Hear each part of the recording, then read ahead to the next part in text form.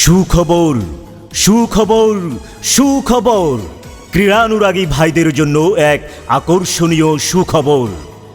আসছে 15ই নভেম্বর রোজ শনিবার বিকেল 3 ঘটিকার সময় ঐতিহ্যবাহী প্রতাপগঞ্জ উচ্চ বিদ্যালয় মাঠে বাংলাদেশ জামায়াত ইসলামী যুব ও ক্রীড়া বিভাগ 10 নং চন্দ্রগঞ্জ ইউনিয়নের উদ্যোগে আয়োজিত ডক্টর মোহাম্মদ রেজাউল করিম ফুটবল টুর্নামেন্টের শুভ উদ্বোধন।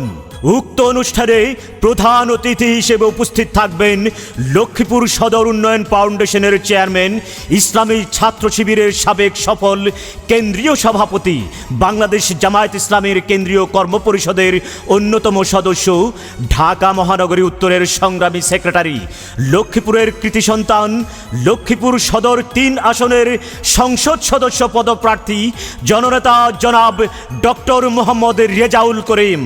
বিশেষ অতিথি হিসেবে উপস্থিত থাকবেন কপিলউদ্দিন বিশ্ববিদ্যালয় কলেজ পরিচালনা পরিষদের অন্যতম সদস্য, ব্যতিক্রম ফ্যাশন অ্যান্ড গার্মেন্টসের স্বত্বাধিকারী, 10 নং চন্দ্রগঞ্জ ইউনিয়নের চেয়ারম্যান পদপ্রার্থী জনাব মোহাম্মদ কামরুল হাসান টিটু।